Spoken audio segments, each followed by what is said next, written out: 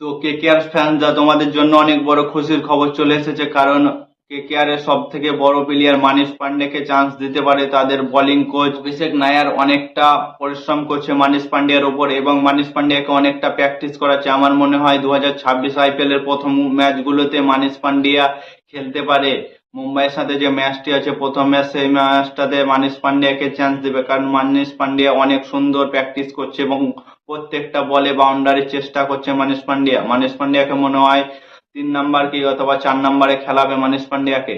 সেই মানিশ পান্ডিয়া, যেই মানিশ পান্ডিয়া বিরাট কোহলি, রোহিত শর্মা এবং এমএস ধোনির সাথে খেলা শুরু করেছিল এবং আন্ডার 19-তে সে ভালো পারফরমেন্স করেছিল। এবার সবাই বলেছিল যে সচিন টেন্ডুলকারের রেকর্ড ভেঙে দেবে সেই মানিশ পান্ডিয়া, কিন্তু কেকেআর এর টিমে এসে তার পুরো কেরিয়ারই শেষ হয়ে গেছে, একদম পুরো বেঞ্চে বসে থেকে থেকে শেষ হয়ে গেছে জীবন। এবার মনে হয় সে চান্স পেতে পারে 2026 আইপিএলে। তো তোমাদের মতে কি মানিশ পান্ডিয়াকে প্রথম ম্যাচ গুলোতে চান্স দেওয়া উচিত কিনা তোমরা কমেন্ট করে জানাও।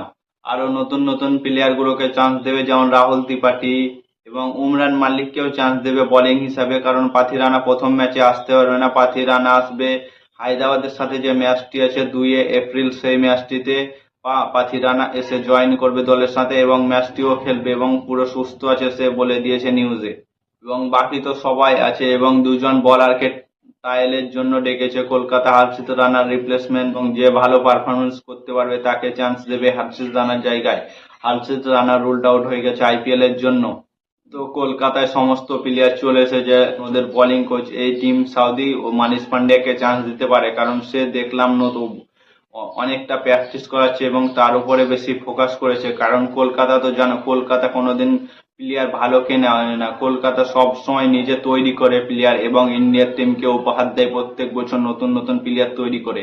যেমন সুমন গিলকে তৈরি করেছে কলকাতা, সূর্যা কুমার যাদবকে তৈরি করেছে কলকাতা, তারপর রিঙ্কু সিংকে তৈরি করেছে কলকাতা, বরুণ চক্রবর্তী, হর্ষিত রানা, অনেক বড় বড় মাপের প্লেয়ারকে তৈরি করেছে কলকাতা এবং ইন্ডিয়ার টিমকে গিফট দিয়েছে। তো 2026 আইপিএল এ অনেক স্ট্রং টিম হবে কেকেআর এর জন্য, কারণ অনেক ভালো ভালো প্লেয়ার কিনেছে KKR. Finn Allen, Tim Seifert এবং রাহানে, রঘুবংশী, রিঙ্কু, রমনদীপ, মানিশ পান্ডিয়া, নারায়ণ, অনেক ভালো ভালো প্লেয়ার আছে। যেমন বোলিং আছে উমরান মালিক, ব্যাবো বারোরা, আকাশদীপ, বরুণ চক্রবর্তী, মাথিসা পাথিরান আছে, মুজার বানি আছে এবং আরো 2-1টা বোলার অ্যাড করতে পারে তাদের দলের জন্য। তো অনেকটা স্ট্রং টিম নিয়ে কলকাতা মাঠে নামবে 2026 আইপিএলে। আমার মতে প্রথম ম্যাচই কলকাতার জেতা উচিত, কারণ প্রথম ম্যাচ জিততে পারলে তাদের মধ্যে একটা কনফিডেন্স আসবে এবং ভালোভাবে স্ট্রং ভাবে টিমটা সাজাতে পারবে কলকাতা, এবং কোন প্লেয়ার কোন কেমন পারফরমেন্স করছে সেটাও জানতে পারবে কলকাতা নাইট রাইডার্স। কলকাতা যদি মানিশ পান্ডিয়াকে পরস্পর এই প্রথম 4টা ম্যাচ দেয়, তো মানিশ পান্ডিয়া দেখবে খুব কামাল একটা ব্যাটিং করে দেবে এবং ঝোড়ো একটা ইনিংস খেলবে। আমার মতে মানিশ পান্ডিয়া খুব বড় মাপের প্লেয়ার হবে।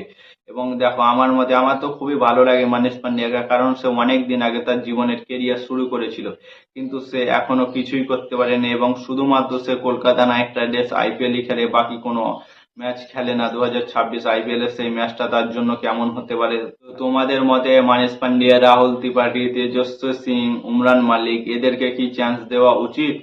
কমেন্ট করে জানাও। আর নতুন কোনো কেকেআর এর আপডেট পেলে তোমাদেরকে সঙ্গে সঙ্গে জানাবো। ততক্ষণের জন্য টাটা, বাই বাই, জয় হিন্দ।